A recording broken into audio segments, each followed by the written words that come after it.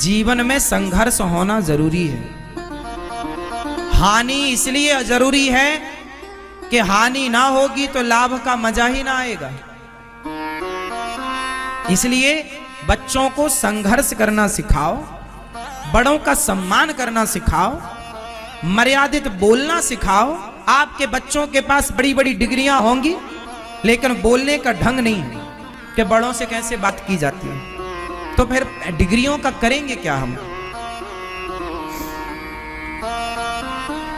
जब बड़ों से बात करने की तमीज नहीं है तो क्या बात करें फिर, आपसे बताओ।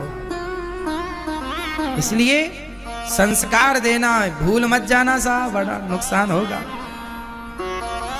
अपनी बेटी को संस्कार दो, बेटों को संस्कार दो, अच्छे से बोलने का संस्कार, अच्छे से बात करने का संस्कार। घर में कोई मेहमान आए तो बच्चों के हाथ से भोजन परोसवाया करो। आजकल तुम्हारे बच्चों से भोजन परोसवा के देखना, इन्हें बनाना तो छोड़ो, परोसना नहीं आता। आप परोसवा लेना तुम्हारे बच्चों से भोजन, बाएं हाथ से परोसते हैं, बाएं हाथ से, बाएं हाथ से रोटी देते हैं। इन्हें ये नहीं पता मूर्खों को कि परोसना कैसे है। और ये गलती उनकी बिल्कुल नहीं है। आप मम्मी कुछ ना कर बेटी, कुछ ना कर, झूला झूल तू, कुछ ना कर बेटा तू झूला झूल, तेरा बाप कमा रहा है, कमा रहा, तू झूला झूल। समय से जिम्मेदारी दोगे बच्चों को तो बच्चों के कंधे मजबूत होंगे। इसलिए समय पर तुम लोग तीर्थ यात्रा पे निकला करो थोड़े दिन के लिए, बच्चों को जिम्मेदारी देकर, ताकि पता लगे कि तुम्हारा बच्चा कितना मैनेज कर पा रहा है, कितना नहीं कर पा रहा। कर पा रहा है तो ठीक है, और नहीं कर पा रहा है तो जिम्मेदारी दो ताकि वो सीखे और सिखाओ। ऐसे नहीं, ऐसे काम किया जाता। समय पर बोझ आएगा ना तो कंधे मजबूत होंगे, और समय निकल जाएगा तब बोझा पड़ेगा तो टूट जाएंगे कंधे। जवानी, जिस दिन आपका बेटा पढ़ाई पूरी करे, ध्यान से सुनो, जिस दिन आपके बच्चों की पढ़ाई पूरी हो, जिस दिन, उसी दिन से बच्चों को काम पर लगाओ। ये काम करना है तुम्हें। बाप का काम संभालो तुम, बिजनेस तुम संभालो, व्यापार तुम संभालो, खेती तुम संभालो, संभालो, इसे बढ़ाओ। व्यापार को पिता ने इतना किया तुम और बड़ा करो, खेती को पिता ने इतना किया तुम और पढ़े लिखे हो। तुम्हारा बाप तो कम पढ़ा लिखा था, तुम ज्यादा पढ़े लिखे हो, तुम और बड़ा करो और बढ़ाओ। पढ़े लिखे हो, लेकिन गलती कुछ माँ बाप की भी है कि बाप कहता नहीं नहीं मैं ही जा रहा हूं दुकान, तू घर बैठ। अब वो घर में बैठा मोबाइल चला रहा है, मोबाइल चलाते चलाते किसी छोरी के चक्कर में पड़ गया। अब बाप कमा कमा के दे रहा है, वो सुरा सुंदरी में पड़ गया। अरे बच्चों को काम पर नहीं लगाओगे तो खाली दिमाग शैतान का। यदि व्यस्त हैं तो वो व्यस्त रहेंगे, अच्छा होगा, और फ्री हैं तो उनका दिमाग गलत जगह पर जाएगा, वो गलत होंगे। फिर मत रोइएगा कि बच्चा गलत हो गया। क्यों आपने जिम्मेदारी नहीं दी? हम तो जब 17 साल के थे तब हमारे ऊपर जिम्मेदारी आ गई थी। 17 वर्ष की उम्र में, जब हम 17 वर्ष के थे, हमें अपना पढ़ना भी था और पढ़ करके पैसा कमाना भी था और कमा करके घर देना था, क्योंकि घर में इतनी गरीबी थी कि घर पेट भोजन नहीं मिलता था। हम बचपन में भीख मांगा करते थे, जब भीख मांग के लाते थे तब घर में रोटी बनती थी, भीख ना मांगते तो घर में रोटी नहीं बनती। इस स्थिति से हम गुजरे हैं। गांव में भीख मांगते थे हम, गांव में घर घर जाकर के,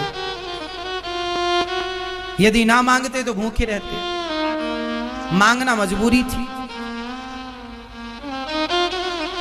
उस स्थिति से गुजरते गुजरते गुजरते गुजरते कर्म नहीं छोड़ा, भगवान के आश्रित रहे हैं। जीवन में कभी हार नहीं मानी, जीवन में कभी पलट कर देखा नहीं, कभी हमने ये नहीं कहा कि हम ये नहीं कर पाएंगे। इस धरती में जितना कठिन काम हो आप वो हमें दे दीजिए, हम उसे करके दिखाएंगे। जो आपसे ना हो वो हम करके दिखा सकते हैं, क्योंकि हमारी डिक्शनरी में ना नहीं है। हमने अपनी डिक्शनरी से ना शब्द हटा दिया, हमसे नहीं हो पाएगा, हम ऐसा कभी नहीं कहते। हम सब कुछ कर सकते हैं, हमारी इच्छा शक्ति है तो हम सब कुछ क्या नहीं कर सकते? हम सब कर सकते हैं। और जितना हमें लगा कि करना चाहिए उतना भगवत कृपा ने कराया, बिहारी जी ने उतना कराया। जितने की जरूरत थी, जितने की थी उतना बिहारी जी ने कराया। हमने अपने दिमाग को, अपनी बुद्धि को सदा अच्छी जगह लगाया, अपने दिमाग को अच्छी जगह खर्च किया, बुरे कामों में बुद्धि नहीं लगाई कभी, बेईमानी में, गलत काम में बुद्धि नहीं लगाई। इसलिए संघर्ष मुझे अच्छा लगता। यदि मैंने बचपन में भीख ना मांगी होती ना, तो आज मैं इतना मजबूत ना होता जितना मजबूत हूं। मेरे जीवन के स्ट्रगल ने, मेरे जीवन की मुसीबत विपत्ति ने मुझे बहुत मजबूत किया। मैं हर हालात से लड़ सकता हूं, हर हालात से मैं लड़ सकता हूं। मैं कभी घबराता नहीं हूं। कितनी भी चुनौतियां आए, अरे अब क्या चुनौतियां आएंगी, जितनी आनी थी खूब आई और खूब मैंने उनका डट के सामना किया। हमारे जीवन में जितनी चुनौतियां आई, मैं उतना मजबूत होता गया। मैं हारा नहीं। क्या नहीं आया? अब आप सोचिए कि जीवन में जीरो से आदमी, भीख मांगने से जो आदमी चला हो, क्या चुनौतियां नहीं आई होंगी? आपको क्या लगता है साहब, भिखारियों का कितना अपमान होता है? इस संसार में हर अपमान को मैंने सहा है। भिखारियों को लोग क्या नहीं कहते, मुझे भी लोगों ने क्या नहीं कहा।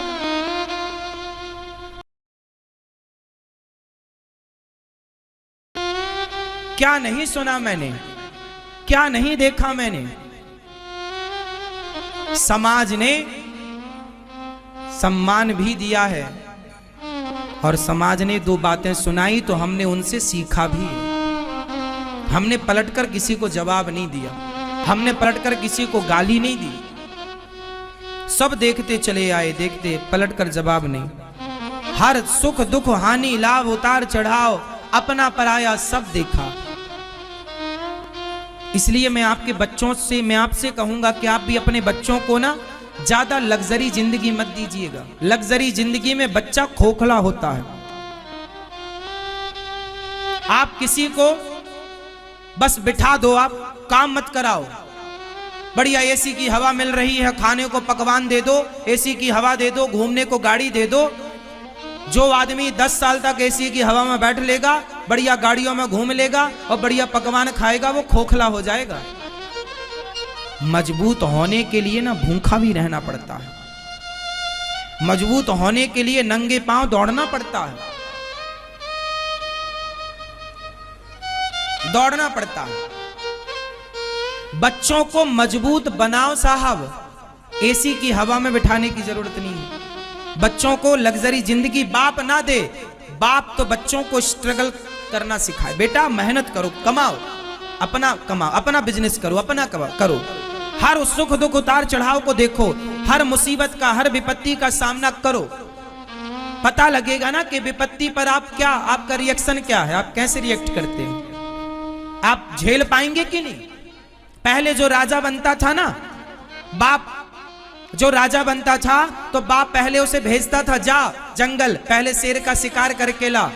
बेटा शेर का शिकार करके लाएगा तो बाप राजगद्दी में बिठाएगा, क्योंकि बाप ये भी तो देखना चाहता है ना कि मेरा बेटा मेरे मरने के बाद ये प्रजा की रक्षा कर पाएगा कि नहीं। जो खुद की रक्षा नहीं कर पाया शेर से, वो प्रजा की क्या रक्षा करेगा। इसलिए पहले के राजा लोग शेर का शिकार करते थे, इसलिए ये दिखाने के लिए प्रजा को कि देखो मैं तुम्हारी रक्षा कर सकता हूं। एक सबसे बड़ा जान पक्षी होता है जिसे बाज कहते हैं। बाज के बारे में मैंने डिस्कवरी चैनल पर सुना। मैं पहले जब टीवी देखता था ना, जैसे आपके बच्चे लोग टीवी देखते हैं ना, मैं पहले टीवी देखता था। अब तो टीवी देखने का समय नहीं है, वर्षों से मैं अब टीवी नहीं देखता। पहले बचपन में मैं बहुत टीवी देखता था, लेकिन टीवी में मैं डिस्कवरी चैनल देखता था। हमारे घर में 2009 में तो टीवी आई पहली बार। 2009, अभी 23 चल रहा है ना, 2009 में हमारे यहाँ टीवी, हम दूसरों के घर में टीवी देखने जाते थे। जब रामायण आती थी, महाभारत आता, तब हम दूसरे गांव में जाते थे टीवी देखने, नदी पार करके। अभी दो आप लोगों के घर में टीवी कब आई? आपके घर में टीवी कब आई? किस सन में?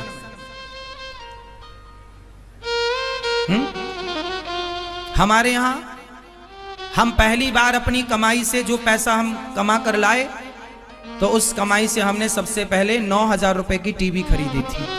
आज भी वो टीवी 2009 में खरीदी थी, आज भी वो टीवी है। बचपन में हम गैया चराने जाया करते थे ना, तो हम जूता नहीं था हमारे पास, नंगे पांव खेतों में गैया चराते थे। पिताजी से जब 1 महीना तक रोज कहते थे जूता दिलाओ, जूता दिला दो, अब जूता दिलवा दो, पांव के छाले दिखाते थे, देखो कांटा लग गया। तब पिताजी जूते दिलाते थे। क्या करें, तब लगता था पिताजी नहीं दिलाते, पर अब पता चला कि पिताजी के पास पैसे ही नहीं थे। उस समय 50 रुपए के जूते आते थे, जो खेत में किसान लोग पहनते ना, वो वाला जूता। हमारे सारे दोस्त जो गैया चराने हम लोग साथ में जाते थे, 4-6 लड़के, तो सब जूता पहन के जाते थे, टोपी लगा कर जाते थे कि धूप ना लगे, क्योंकि गैया तो धूप में खड़े होकर चराना पड़ती है, हर जगह पेड़ नहीं होता। तो मैं जूते के लिए कई बार कई सालों तक, मुझे अच्छे से याद है, सालों तक नंगे पांव गैया चराई है, सालों तक। 10-20 कांटे तो पांव में लगे रहते थे, पता ही नहीं चलता था। पैदल चलने की इस तरह आदत हो गई थी कि पैदल ही चलने की आदत थी। 10-20 किलोमीटर भी पैदल चलाओ तो पैदल चल लेंगे, ऐसे पांव हो गए थे, मट्ठर पांव हो गए थे। चलते चलते खेतों में, पत्थर में नंगी पांव थी। हर उतार चढ़ाव को हमने देखा।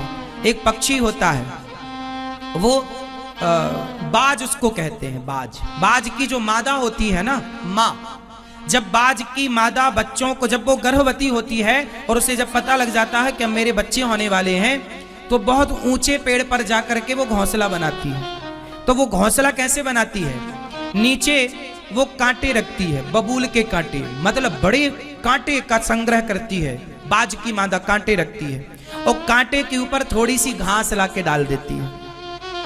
उस घोंसले में फिर अपने बच्चों को जन्म देती है, और जब उसके बच्चे से अंडे देती है, फिर अंडों से जब बच्चे निकल आते हैं, बच्चे थोड़ा 10 दिन के 20 दिन के हो जाते हैं, तो वो क्या करती है, अपनी चोंच से पकड़ पकड़ के सारी घास हटा देती है। और जब बचते हैं कांटे, अब क्या बचे, कांटे बचे, तो कांटे में उसके बच्चे ना यहाँ वहां भागते हैं और बार बार चुभते हैं उसके बच्चे को कांटे।